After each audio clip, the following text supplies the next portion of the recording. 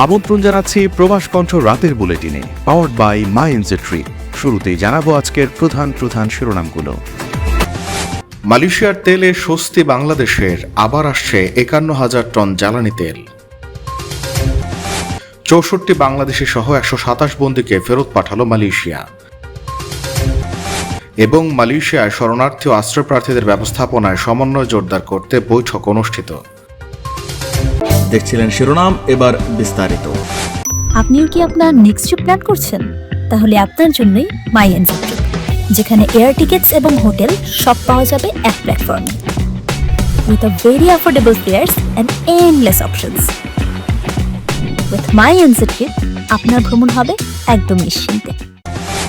Malaysia থেকে 51,000 metric ton octane ও furnace oil নিয়ে দুটি জাহাজ আগামী 8 এপ্রিল চট্টগ্রাম বন্দরে বহির্নোঙরে পৌঁছানোর কথা রয়েছে।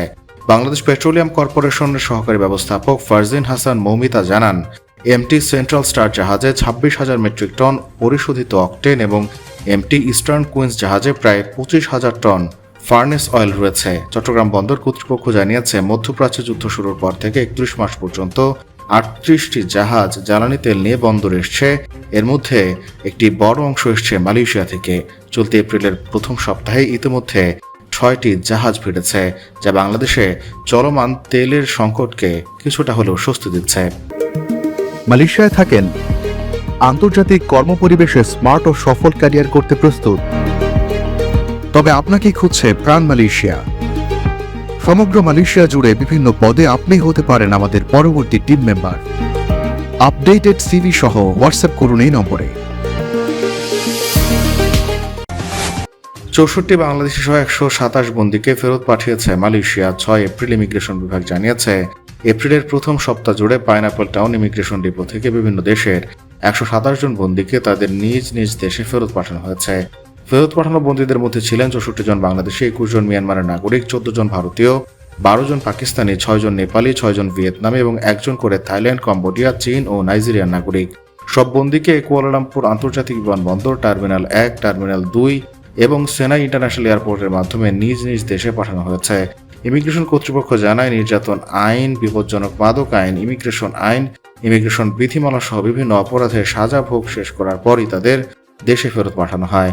ফেরত পাঠানো সকল বন্দীর নাম ইমিগ্রেশন বিভাগের সিস্টেমে ব্ল্যাকলিস্টেড করা হয়েছে এবং নির্ধারিত সময়ের মধ্যে কোনো উদ্দেশ্যেই মালয়েশিয়ায় পুনরায় প্রবেশ করতে পারবেন না তারা।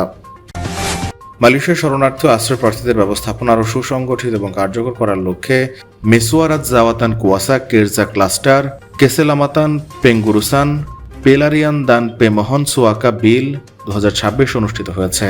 6 এপ্রিল সোমবার অনুষ্ঠিত বৈঠকে সভাপতিত্ব করেন মালয়েশিয়ার স্বরাষ্ট্রমন্ত্রী দাতুশ্রী সাইফুদ্দিন নাসুশন ইসমাইলিতে। দেশের শরণার্থী ও আশ্রয় প্রার্থীদের ব্যবস্থাপনা সংক্রান্ত নীতি ও কার্যক্রম আরও সুশৃঙ্খল করার বিভিন্ন দিক পর্যালোচনা করা হয়। এই বৈঠকে সংশ্লিষ্ট মন্ত্রণালয় এবং সংস্থার প্রতিনিধিরা অংশ নেন। এতে পারস্পরিক সমন্বয় জোরদার করা যায় এবং জাতীয় নিরাপত্তা রাখা সম্ভব হয়। 1 জানুয়ারি 2026 থেকে শুরু হওয়া ডকুমেন্ট পেন্ডাফতারান পেলারিয়ান কর্মসূচিকে একটি গুরুত্বপূর্ণ পদক্ষেপ হিসেবে উল্লেখ করা হয়, যা শরণার্থীদের তথ্য ব্যবস্থাপনাকে আরও সিস্টেমেটিক ও সমন্বিত করতে সহায়তা করবে। স্বরাষ্ট্র মন্ত্রণালয় জানায়, শরণার্থী ও আশ্রয় প্রার্থীদের বিষয়টি স্বচ্ছ, জবাবদিহিমূলক ও নিয়ন্ত্রিতভাবে পরিচালনার লক্ষ্যে তারা সুশাসন ও প্রশাসনিক কাঠামো আরও শক্তিশালী করতে প্রতিশ্রুতিবদ্ধ। এর মাধ্যমে সংশ্লিষ্ট সকল পক্ষের জন্য একটি কার্যকর ও উপকারী ব্যবস্থাপনা নিশ্চিত করা হবে বলেও জানানো হয়েছে।